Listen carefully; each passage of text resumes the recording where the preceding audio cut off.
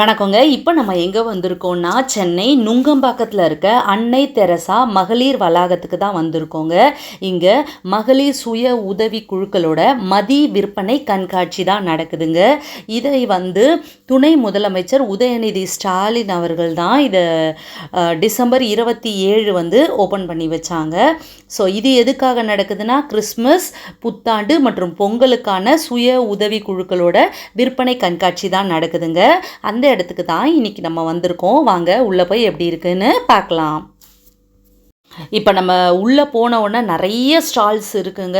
அதாவது கிட்டத்தட்ட 50 ஸ்டால்ஸுக்கு மேலே இருக்குங்க. ஆக்சுவலாக இது 3 ஃபெஸ்டிவல் வருது. கிறிஸ்மஸ் வருது, புத்தாண்டு வருது, பொங்கல் வருது. இந்த 3 விசேஷத்துக்கும், இந்த 3 பண்டிகைகளுக்கும் சேர்த்து தான் இந்த விற்பனை கண்காட்சியை இவங்க வச்சுருக்காங்கங்க.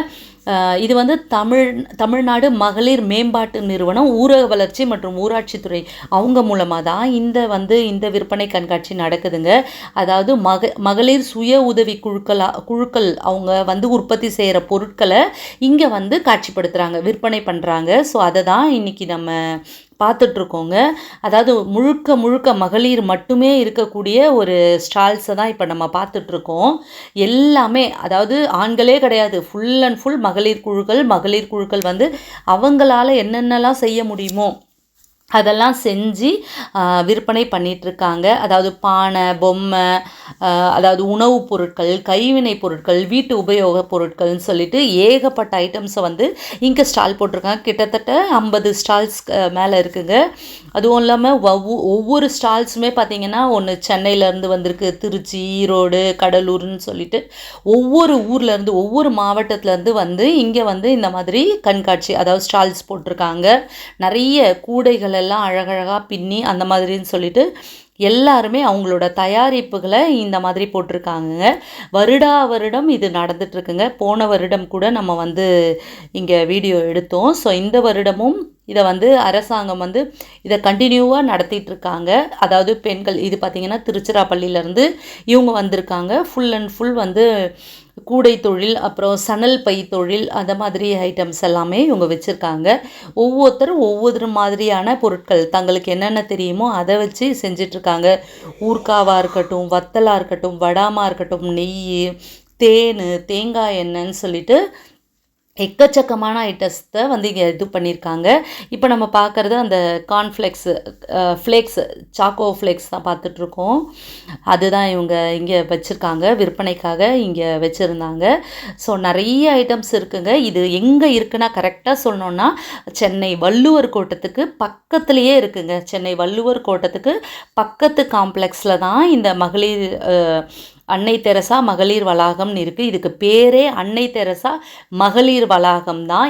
எப்போவுமே பார்த்திங்கன்னா இங்கே பெண்களுக்கான உரிமையை கொடுத்துட்ருப்பாங்க.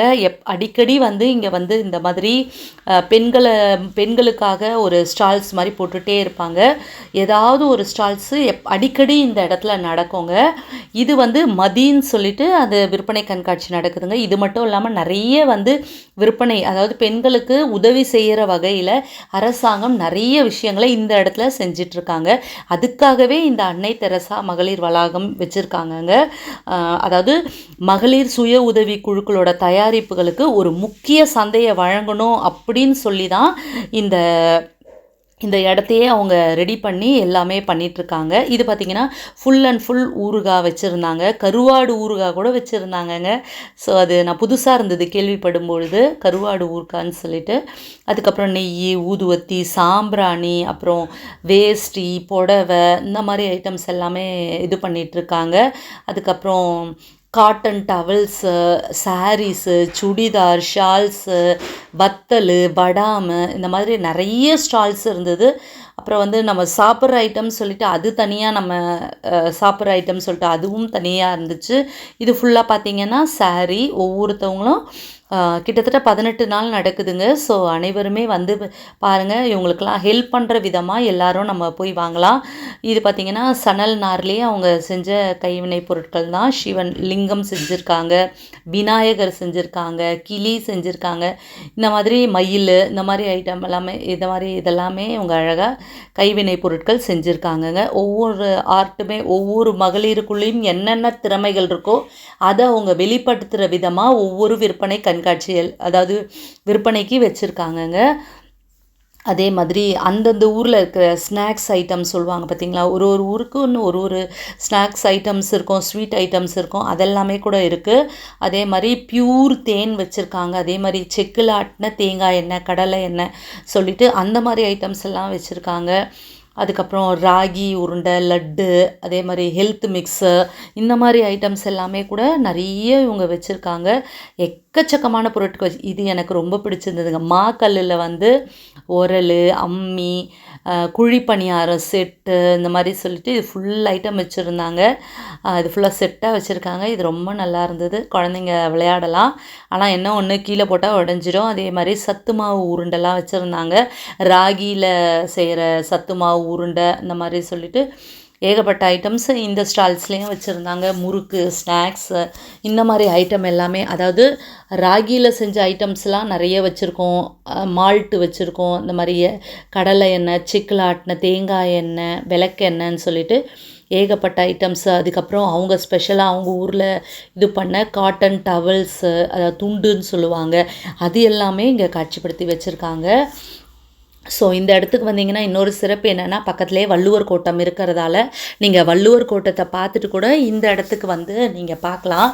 ஏன்னா இப்போ வந்து ரொம்ப பிரம்மாண்டமாக வள்ளுவர் கோட்டம் இருக்குங்க. ரொம்ப சூப்பராக பண்ணியிருக்காங்கங்க. அரசாங்கம் ரொம்ப சூப்பராக அந்த வள்ளுவர் கோட்டத்தை, அதுவும் அந்த லைட் ஷோவாக இருக்கட்டும், அதே மாதிரி தண்ணி, அதாவது வாட்டர் ஷோவாக இருக்கட்டும், எல்லாமே ரொம்ப சூப்பராக இருந்துச்சு. அதுக்கப்புறம் இங்கே ஒரு ஆப்பிள் கேக்குன்னு ஒன்று வச்சுருந்தாங்க. 30 ருபீஸ்ன்னு சொன்னாங்க. ஸோ அதை வாங்கி சாப்பிட்லாமே அப்படின்னு சாப்பிட்டேன். சூப்பராக இருந்துச்சுங்க. நான் ஏன் அப்படி ரியாக்ட் பண்ணுறேன்னா, ஓவர் ஸ்வீட்டாக இருந்துச்சு. இப்போ தான் ஸ்வீட் சாப்பிடக்கூடாது அப்படின்னு நினச்சேன். பட் என்ன பண்ணுறது, அது ரொம்ப ஆசையாக இருந்தது. ஸ்வீட் இருக்காதுன்னு பார்த்தேன், லைட்டாக ஸ்வீட் இருக்கும்னு பார்த்தேன், பயங்கர ஸ்வீட்டாக இருந்துச்சு. பட் ஸ்வீட்லாம் ஒரு லெவலுக்கு மேலே சாப்பிடக்கூடாது அப்படின்னு சொல்லுவாங்க. நம்ம என்றைக்கு ஸ்வீட் சாப்பிடக்கூடாதுன்னு நினைக்கிறோமோ அன்றைக்கி தான் வந்து நம்ம வீட்டுக்கு யாராவது ஸ்வீட் வாங்கிட்டு வருவாங்க, இல்லை வீட்டுக்கு ஏதாவது ஸ்வீட்ஸு, ஸ்நாக்ஸ் அந்த மாதிரி வந்துகிட்டே இருக்கும். ஸோ அந்த மாதிரி அந்த ஸ்வீட்டு. அதுக்கப்புறம் இங்கே வந்து சின்ன பசங்க போடுற ட்ரெஸ்ஸஸ் மட்டுமே, பனியன்னு, அந்த மாதிரி டிஷர்ட்டு, குழந்தைங்க ட்ரெஸ்ஸஸ் எல்லாமே இந்த ஸ்டாலில் வச்சுருக்காங்க.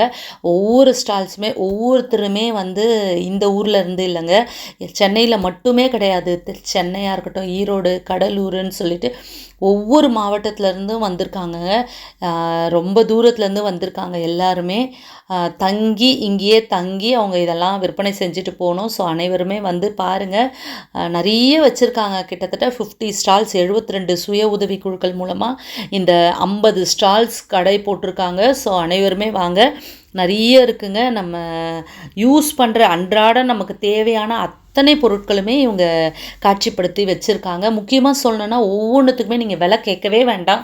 ஒவ்வொரு ஷாப்லேயுமே பார்த்தீங்கன்னா அந்த விலை பட்டியலை எழுதி வச்சுருக்காங்க. அது ரொம்ப நல்ல விஷயம். ஒவ்வொரு ஷாப்லேயும் பார்த்தீங்கன்னா விலை பட்டியலை பார்த்தே நீங்கள் வாங்கிக்கலாம்.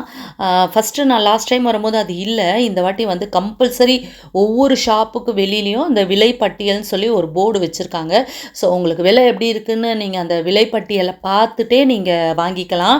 அது இன்னொரு நல்ல விஷயங்க. ஸோ இப்படி தாங்க ரொம்ப அழகான இந்த மதிய விற்பனை கண்காட்சி இருந்ததுங்க. நான் இன்னொரு வீடியோவில் உங்களை மீட் பண்ணுறேன். பாய்.